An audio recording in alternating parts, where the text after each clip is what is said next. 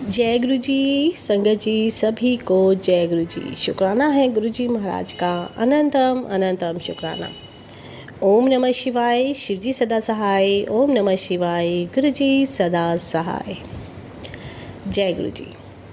संगत जी, गुरु जी के मंदिर पहले तो जो ये नंबर दिया है इस पर आप अपने सत्संग भेज सकते हैं, ऑडियो वीडियो, आप मुझे सुना भी सकते हैं, लाइव भी कर सकते हैं, सब कुछ कर सकते हैं। मतलब आप अपना कोई माध्यम जो आपको पसंद आता हो उस माध्यम से। संगत जी, गुरु जी के मंदिर जब भी पहली बार जब हम जाते हैं और वो पहली मेमोरी, पहली याद हमारी ज़िंदगी में हमेशा रहती है। कोई कहता है कि जिस दिन मैं गुरु जी से मिल के आई उस दिन मुझे नींद बहुत अच्छी आई, क्योंकि आत्मा को सुकून मिल गया कि अब तुझे संभालने वाला, तेरे सफ़र को सही जगह पहुंचाने वाला मिल गया।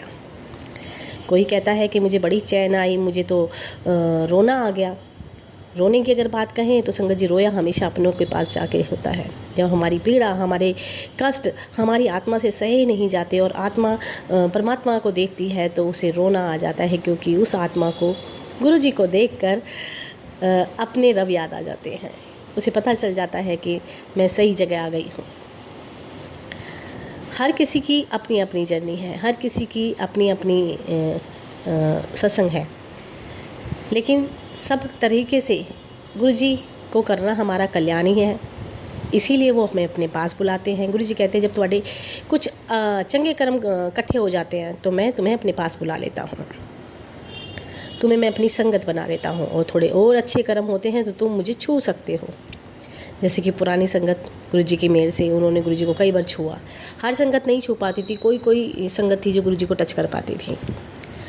करना गुरु जी को हमारा कल्याण ही है, इसीलिए उन्होंने हमें चुना है। और कहते हैं अगर पूरी ज़िंदगी में भटकते भटकते आधी उम्र के पड़ाव पर भी हमें एक सही रास्ता मिल गया तो हमारा बाकी का जीवन पार लग जाना है। क्योंकि समझो कि अगर हम रास्ता भूल गए हैं, जब तक रास्ता नहीं मिलता ना संगत जी, हम भटकते रहते हैं। लेकिन एक सही छोर मिल जाए कि अच्छा इस रास्ते पे चल के हमारा पार हो जाना है, तो वहाँ हमें तसल्ली मिल जाती है कि चलना चाहे कितना ही पड़े, लड़खड़ाना चाहे कितना ही पड़े, लेकिन अब जो ये रास्ता हमें मिला है ये हमें हमारी मंजिल तक पहुँचा देगा। तो गुरु जी हमारे वही रब हैं जो अब हमें मंजिल तक पहुँचा देंगे हाथ पकड़कर। बजाय बशर्ते हमें चलना बहुत पड़ता है, लड़खड़ाते भी हैं, डगमगाते भी हैं, लेकिन यकीन इस बात का तो आप अपने मन में कर ही सकते हो कि अब रास्ता आपने सही पकड़ लिया है। बाकी गुरु जी जैसे चलाते हैं वैसे चलाते हैं।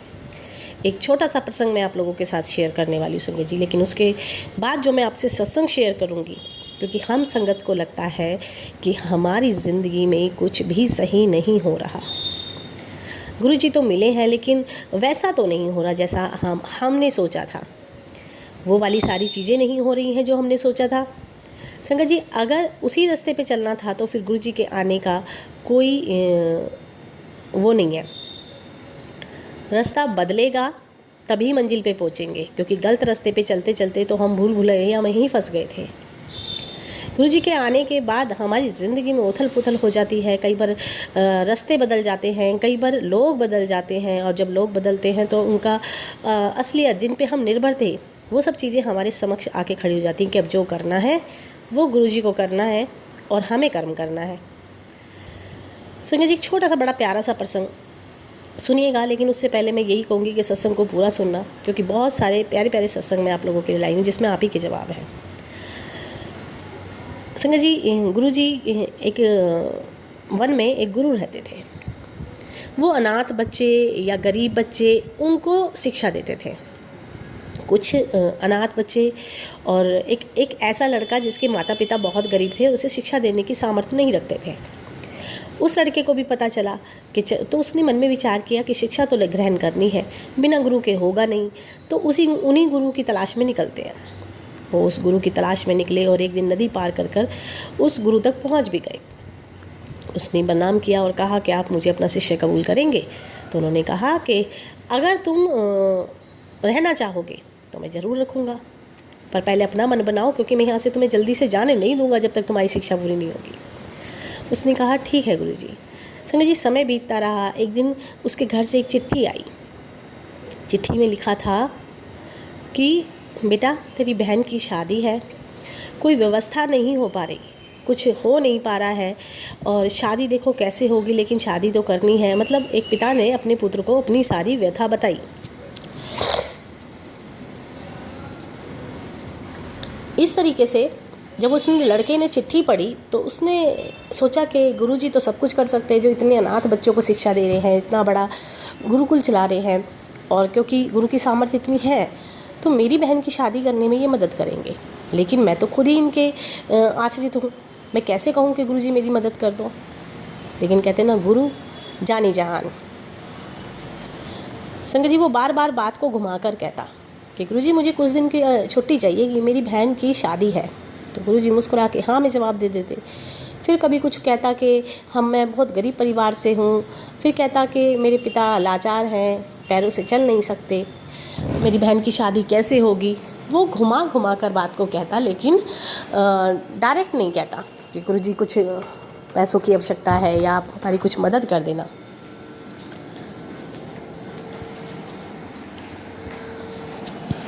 इस तरीके से समय आ गया उसके जाने का।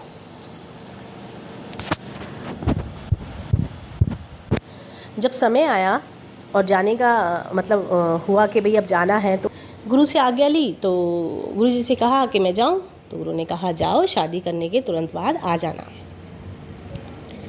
बड़ी बेबसी से वो लड़का देखता रहा कि गुरु कुछ मदद करेंगे, कुछ पैसे देंगे जो मैं अपनी बहन की शादी में दे सकूं, भाई होने के नाते, क्योंकि मैं तो शुरू से यहीं पर हूँ।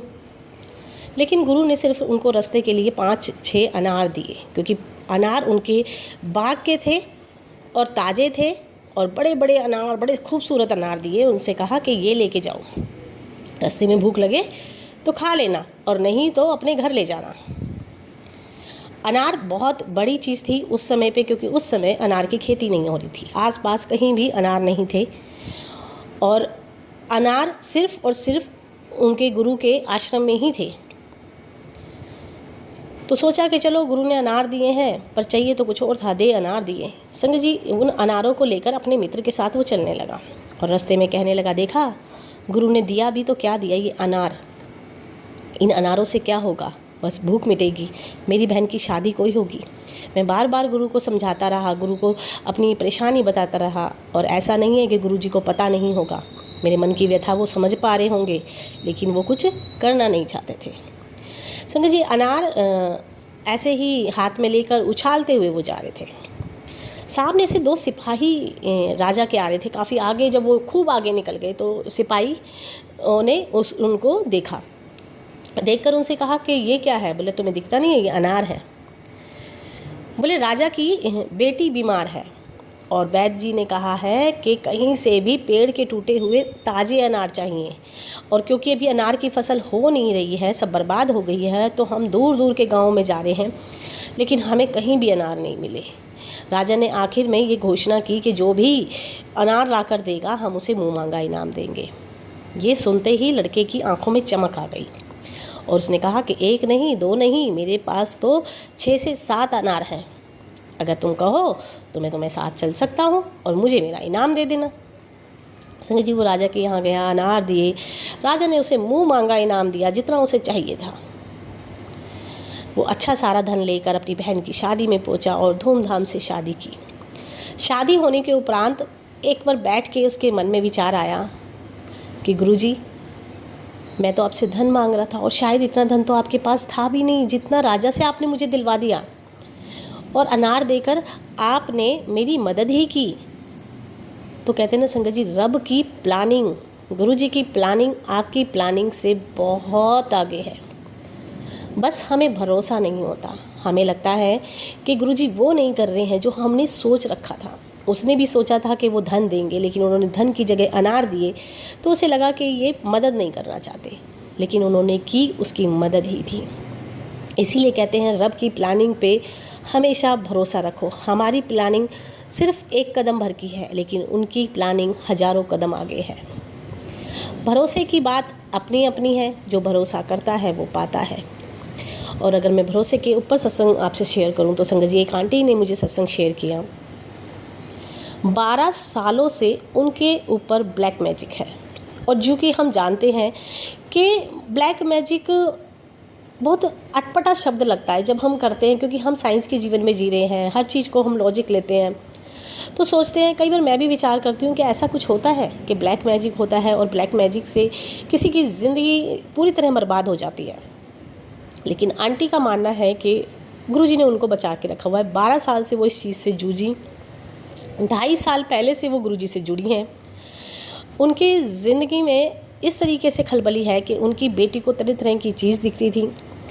बेटी अपने आप को मारने के लिए भागती थी, ऊपर छत पे चढ़ जाती थी, कूदने के लिए तैयारी करती थी। लेकिन गुरुजी महाराज ने उनका घर बदला, उनकी जगह बदलवाई और उनकी ज़िंदगी में सुकून आया। वो हर वक्त जपजी साहब का पाठ चला के रखती थी और जब घर में जपजी साहब का पाठ चलता था तो बेटी चीखे चिल्लाने शुरू कर देती थी कि इसको बंद कर दो।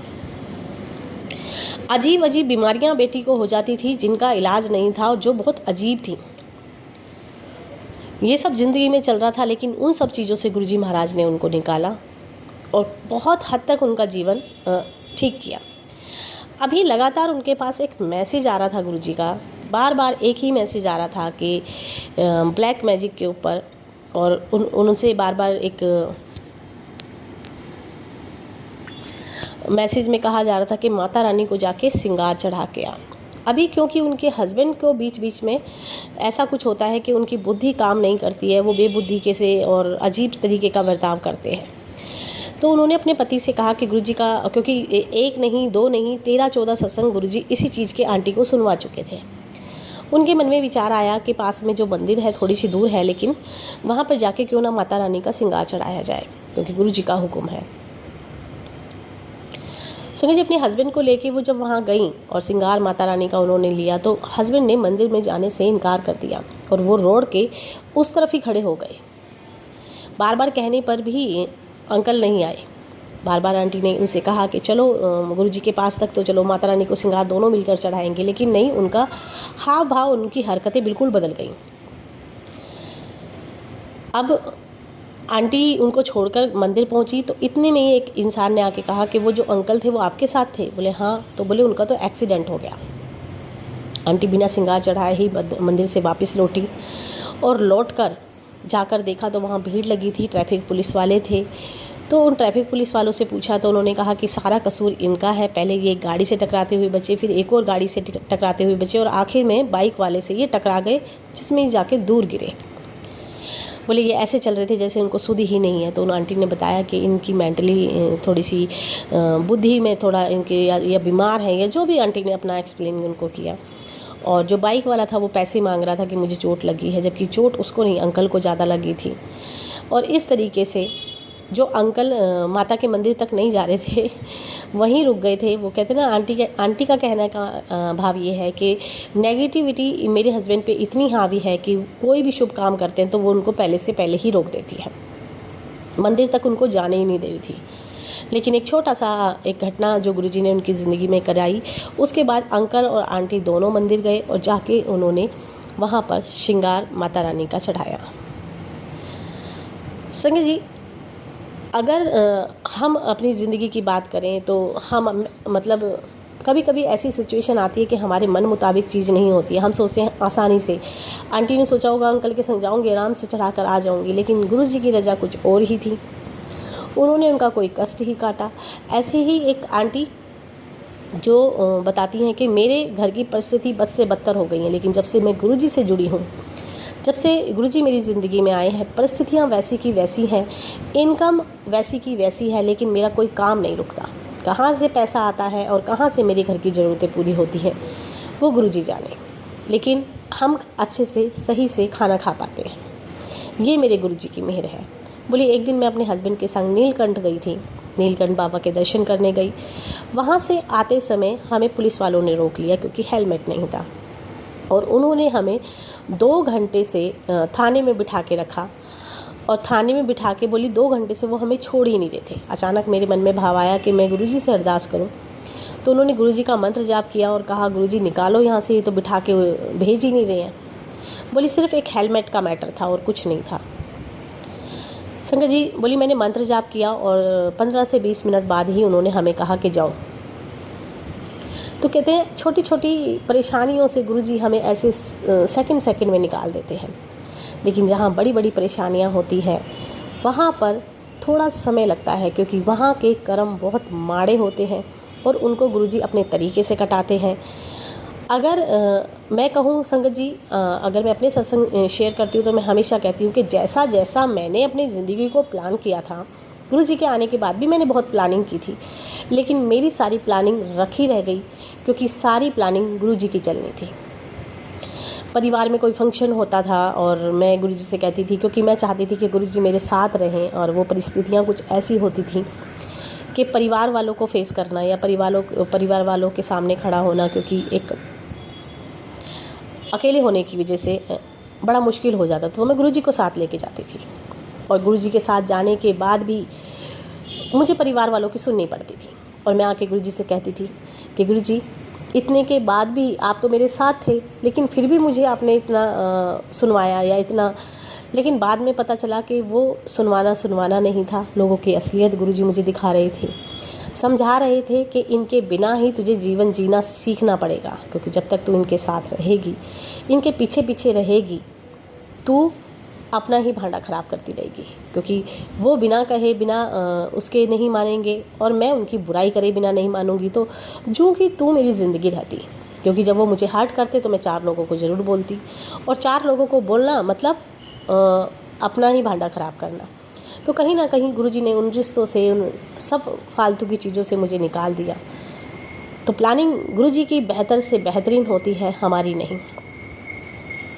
एक बार एक अंकल जिनके घर में मोस्टली सत्संग होते थे संगत जी, और जब सत्संग होते थे तो कहते ना, एक भोले बाबा ऐसे रब हैं जिनके चारों तरफ हर चीज़ है। वो अच्छों को तो अपनाते ही हैं, वो बुरों को भी अपनाते हैं। गुरुजी के मंदिर जब कोई बड़ा अफसर जाता था और लोग कहते थे कि इसके ऊपर तो इतने केस हैं, तो गुरुजी कहते थे, बोले तो एनू भी तो मेरी जरूरत है, इसका भी तो मैनू कल्याण करना है। तो गुरुजी ने कभी कल्याण करने से पहले अच्छे और बुरे को नहीं देखा।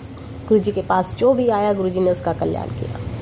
एक बार अंकल के घर में सत्संग था, और जब सत्संग था तो गुरुजी की गद्दी की तरफ उन्होंने दोनों तरफ भूत पिशाच नेगेटिविटी सबको देखा, और बाद में जब उनको गुरुजी ने समझाया कि ऐसे कोई हेर फेर नहीं है, मेरे चारों तरफ तो वैसे भी भूत प्रेत रहते हैं, तो उन्होंने कभी कहते हैं अनाथों के नाथ, तो भूत प्रेत पिशाच सब अनाथ ही तो हैं संगत जी, जिन्हें कोई नहीं अपनाता, जिन्हें कोई अपने पास नहीं रखना पसंद करता, उन्हें मेरे भोले बाबा भोलेनाथ रखते हैं।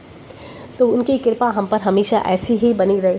एक सत्संग संगत जी, एक बार बहुत पहला सत्संग है संगत जी है कि गुरुजी के पास एक बार 3 सिख आए, अच्छे लंबे चौड़े और कुर्ता पजामा वाइट कलर का पाके। जब गुरुजी को उन्होंने मत्था टेका और हुआ, तो गुरुजी ने किसी को हुक्म दिया कि जाओ इनको छोड़ के आओ। जब उनको वो छोड़ के आए ना संगत जी, तो पीछे मुड़ के देखा तो वो कुछ सेकंड में गायब हो गए, और उन्होंने दौड़कर उनका इधर उधर देखा कि वो उनको दिखाई नहीं दिए। जब वो अंकल पहुँचे तो गुरुजी ने कहा कि क्यों यार गायब हो गए?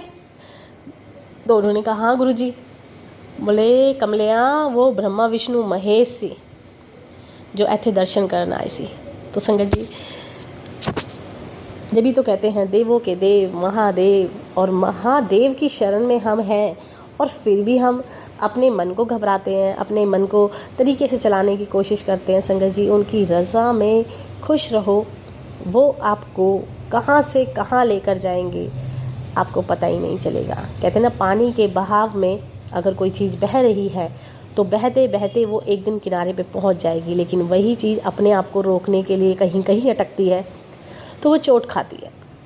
पानी के बहाव में यानी गुरुजी की रज़ा में अपने आप को चलने दें, अपनी ज़िंदगी को उनके अनुसार चलने दें, वो आपको बिल्कुल सही जगह पहुंचा देंगे। एक बार अंकल के घर में कोरोना के टाइम पे सत्संग होते थे, और उन्होंने गुरुजी का दरबार लगाया था।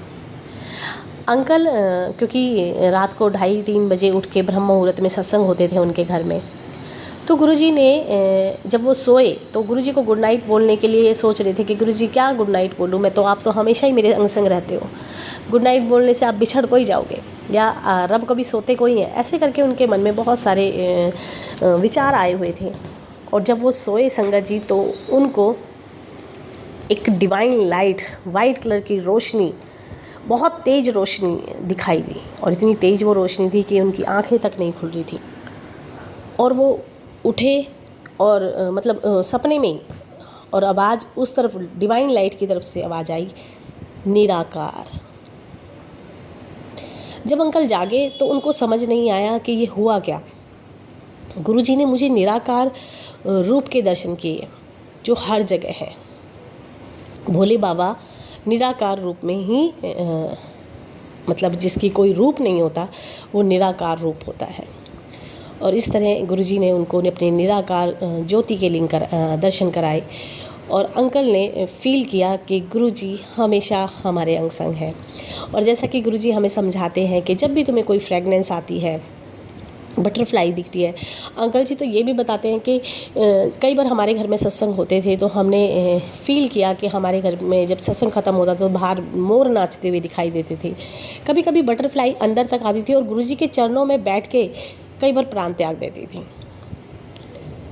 हमारा भी यही मन करता है, कई बार हम सोचते हैं ना कि गुरुजी बस आपके चरणों में हमारी जान निकले और कहीं ना निकले, बस आपके चरणों में ध्यान करते करते हमारी अंतिम सांसें निकले। ऐसा बहुत कुछ अंकल के सत्संग में होता था और अंकल फील कर पाते थे।